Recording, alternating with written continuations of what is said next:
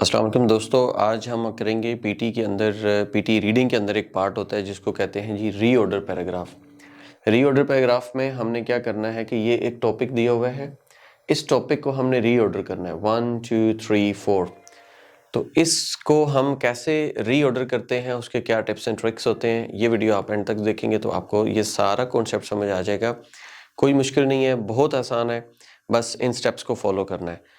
आपका जो स्टेटमेंट होती है, सबसे पहले इस स्टेटमेंट को आपने देखना होता है। जैसे वर्ड बट आ गया, बट मीन ये कॉन्ट्रास्ट में जा रहा है, ठीक है। तो मैं कहता हूँ कि I am an English trainer, I can not teach English grammar. तो अब ये दो सेंटेंसेस हैं, इन दो सेंटेंसेस को उठा के ये जब हम एक सेंटेंस बनाएंगे तो दोनों इंडिपेंडेंट क्लॉजेस बन जाएंगी। इन दोनों इंडिपेंडेंट क्लॉजेस को बीच में जो मैं लगाऊंगा तो वो मैं बट लगाऊंगा, ठीक है। जैसे एक सेंटेंस बनाने के लिए वो हम फैन बॉयज यूज करते हैं, ठीक है। तो ये जो है आपके पास बट यहाँ लगेगा, तो ये चूंकि इससे पहले एक सेंटेंस चाहिए लिहाजा ये पहला सेंटेंस नहीं हो सकता।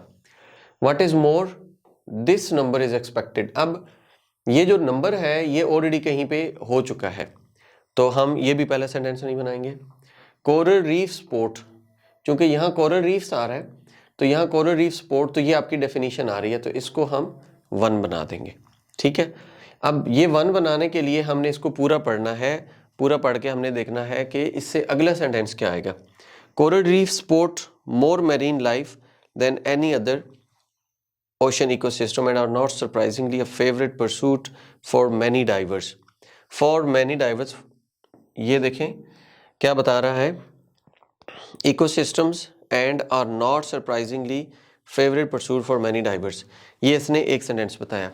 अब इसके बाद या तो ये होगा in combination with very rare threat of climate change, एक तो climate change का threat है which could lead to increase the sea water temperature and ocean जो भी है start to arrive some of the quite frightening scenarios।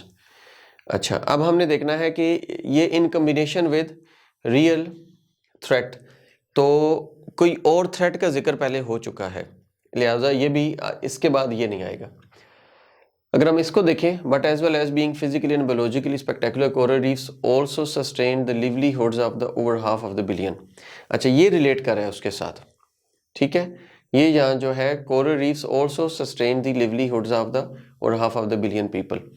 अच्छा, अब ये बिलियन पीपल है और यहाँ पे लिखा है जी what is more, this number is expected to double. अब ये पहले जिक्र होगा, ये जो है हाफ बिलियन, इस हाफ बिलियन को दिस नंबर इज एक्सपेक्टेड, तो ये बाद में आएगा। तो हम इसको लिखेंगे 2, इसको लिखेंगे 3, ठीक है। 2 और 3 लिखेंगे।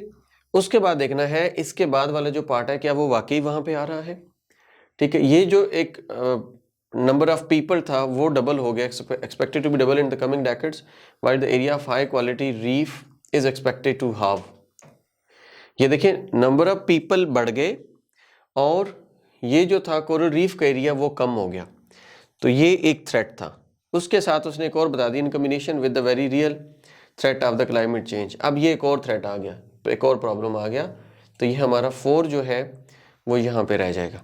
अब हमने इसको रीअरेंज कैसे करना है, यानी कि 1 2 3 4, इसको मैं ऐसे लेकर जाऊँगा। अब इसको मैं लेके जाऊँगा 3 को 1 पे। अच्छा, तो अब हमने इसको करना है रीऑर्डर, इसको हम ड्रैग करके ऊपर लेकर आ जाएंगे 1 पे, 3 को 1 पे ड्रैग करेंगे, ये ड्रैग होके हमारा 1 पे चला गया, ये 1 हो गया था। उसके बाद हमारा ये हमने एज इट इज रखा था, इसके बाद फिर हमने 2 रखा था। ये इसलिए रखा था कि इसके एंड पे ना ये हाफ पीपल, ये वाले जो पीपल आ रहे थे, और यहाँ था number is expected to be double, तो ये डबल हो गया, और उसके बाद हमने 4 रखा था। अब हम इसके देखते हैं, सबमिट करेंगे। हमने इसको रीअरेंज करना था, तो हम 3 को लेके जाएंगे 1 पे, 3 1 पे चला गया।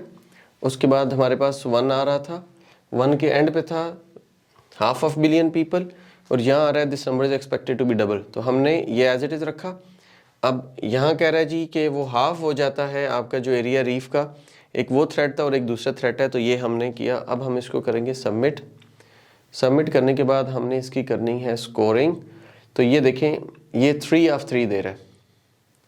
ये जो मेरा स्कोर है ये 3 में से 3 दे रहा है, तो ये पूरे दे रहा है, एक्सीलेंट स्कोर है। Reorder is one of the most difficult question types, लेकिन वो कह रहा है जी आपका ठीक है, स्कोर ठीक है, कोई इशू नहीं है। तो इस तरीके से जो है हमने इसको करना होता है रीऑर्डर को। और अगर आपको रीऑर्डर पैराग्राफ में कोई प्रॉब्लम आ रहा है तो आप हमारी वीडियोस देख सकते हैं, आप हमें ज्वाइन कर सकते हैं। फिजिकल क्लासेस भी हमारी होती हैं, ऑनलाइन क्लासेस भी हमारी होती हैं। ऑनलाइन क्लासेस यहाँ इसी सेटअप से स्टूडियो से होती हैं, फिजिकल क्लासेस हमारे सेंटर में होती हैं। Thank you so much, take care, अल्लाह हाफिज़।